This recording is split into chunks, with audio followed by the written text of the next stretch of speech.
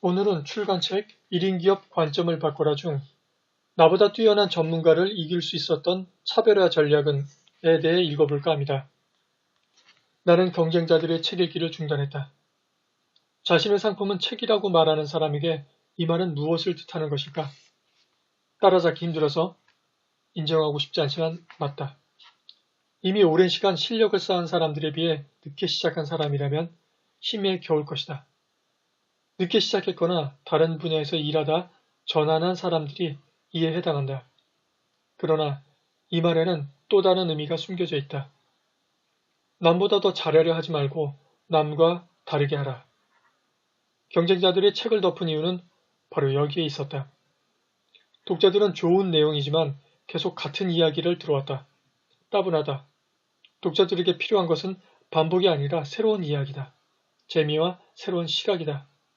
그래서 1인 기업의 대부라고 일컬어지는 찰스 핸디는 경쟁자들의 책을 덮고 같은 방향에서 경쟁하는 것을 멈췄다.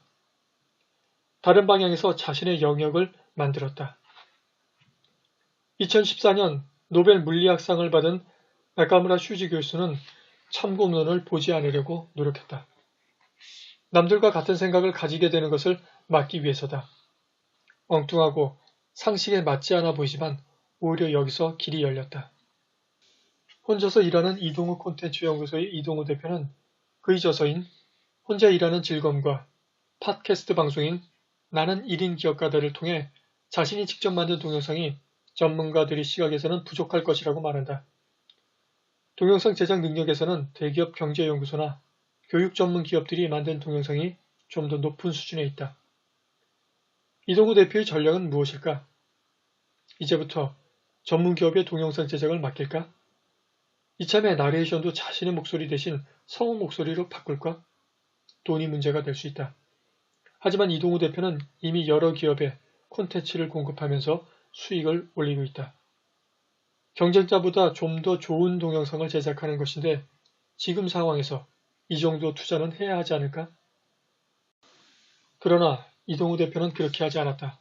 대신 스토리로 승부수를 던졌다. 대기업은 분업해서 동영상을 제작한다. 강사, 촬영, 편집, 디자인 등이 나뉘어 있다. 이동우 대표는 혼자 모든 것을 다 한다. 하지만 큰 장점이 있다.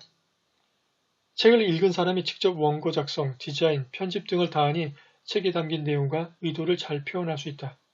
게다가 이동우 대표는 많은 독서와 연구를 통해 한 권의 책을 소개하더라도 다른 책과의 연결고리와 통찰도 제공할 수 있다. 총균세, 문명의 붕괴의 저자로 유명한 제레드 다이아몬드 교수는 책을 통해 자신의 주장을 표현하기 위해서는 한 분야의 관점으로는 부족했다. 여러 분야의 관점을 하나로 묶어 통찰할 수 있어야 했다. 그렇다고 여러 분야의 전문가들이 각자 연구한 후 모여서 논의하기는 사실상 어려웠다. 이것이 그가 혼자 글을 쓴 이유다. 그가 관련된 모든 분야를 알고 있었기 때문에 가능한 일이었다. 생리학, 문화인류학, 조류학, 진화생물학, 생물지리학을 섭렵했기에 융합된 통찰력을 발휘할 수 있었다. 깊은 통찰력과 그것이 담긴 스토리의 힘이 제레드 다이아몬드 교수의 힘이고 이동우 대표의 힘이다. 이동우 대표가 혼자이지만 대기업이나 동영상 전문가들과 경쟁할 수 있는 이유다. 1만 시간의 법칙은 일반인도 최고가 될 수 있다는 희망적인 메시지를 던져주었다. 말콤 글래드웰이 아웃라이어에서 인용에 폭발적인 반응을 보인 1만 시간의 법칙. 그러나 논쟁의 여지가 없는 것은 아니었다. 이에 대해 직접 연구한 당사자인 안데르스 에릭슨 박사는 1만 시간의 재발견을 통해 올바른 접근법을 제시했다. 1만 시간을 노력해도 최고가 되지 못하는 이유는 열심히만 했지 의식적으로 연습하지 않았기 때문이라고 지적한다. 안데르스 에릭슨 박사의 방법을 잘만 따라한다면 일반인도 전문가가 될 수 있고 자신보다 뛰어난 전문가를 이길지도 모른다. 그러나 여기 아웃라이어식의 가능성을 무시하는 사람이 있다. 안데르스 에릭슨 박사에게 나를 세우며 같은 일을 1만 시간 동안 연습한다는 것은 정신이 온전치 않은 것이라고 반박한다. 이러한 주장을 편 주인공은 인기 만화 딜버트를 그린 스콧 애덤스다. 그는 자신의 저서인 열정은 쓰레기다를 통해 성공으로 나아가는 길에 탁월함만 있지 않다고 강조한다.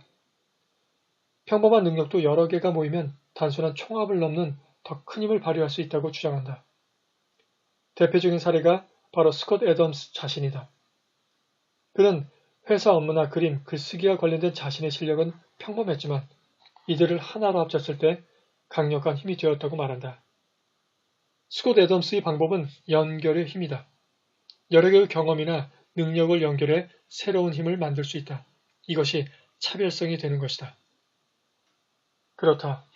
나보다 뛰어난 전문가를 이기기 위해 그 분야의 최고가 되려고만 할 필요는 없다.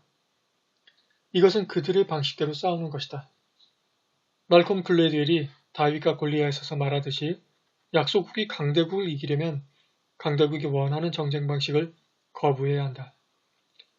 손자병법에서도 자신에게 유리한 방향으로 이끄는 것이 승리의 지름길이라고 말한다.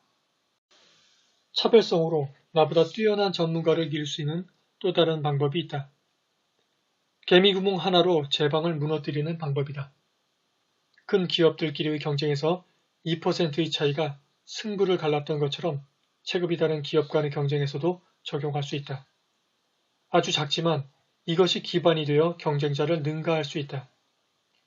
고객이 경쟁자들에게 원하지만 제공하지 않는 것을 제공하고 그들의 불만을 해결하는 것이다. 불만을 해결한다고 해서 거창하게 서비스를 제공하고 사은품을 뿌리라는 것이 아니다. 작아도 괜찮다. 자신이 할 수 있는 영역 내에서 출발하면 된다. 직장에 다니면서 온라인 판매를 병행한 T싸개의 박승규 대표. 그는 선글라스 판매 실패 후 새로운 돌파구로 흰색 티셔츠 제작에 손을 댔다. 유행을 타지 않는다는 점과 단체복 주문의 수익성이 매력적이었기 때문이다. 그러나 단체복은 동대문이라는 인식이 지배적이었다. 이미 온라인상에는 단체복을 파는 전문 쇼핑몰들도 많은 상태였다. 주문을 받아 공장에 일감을 주는 방식으로 판매하면 되겠지만 같은 방식으로 이미 많은 경쟁자가 사업을 하고 있었다. 단체복 시장은 경험 많은 전문가들이 즐비한 시장이었다. 여기서 박순규 대표가 선택한 생존 전략은 하나였다. 바로 차별화다. 그는 차별화 전략으로 언제든지 상담할 수 있는 24시간 고객 상담을 내세웠다.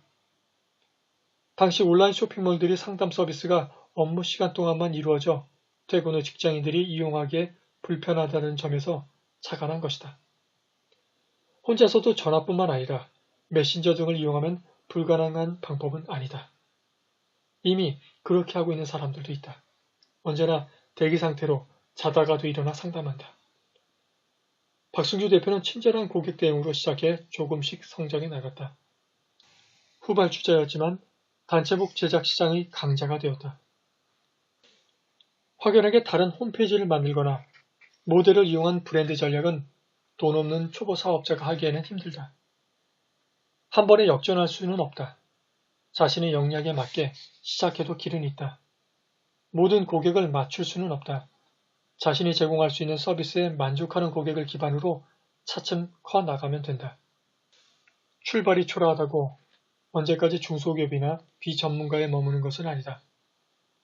작은 차별화라도 그것이 지렛대가 되어 놀라운 성공으로 이어질 수 있다. 그래서 약자도 강자를 이길 수 있는 것이다.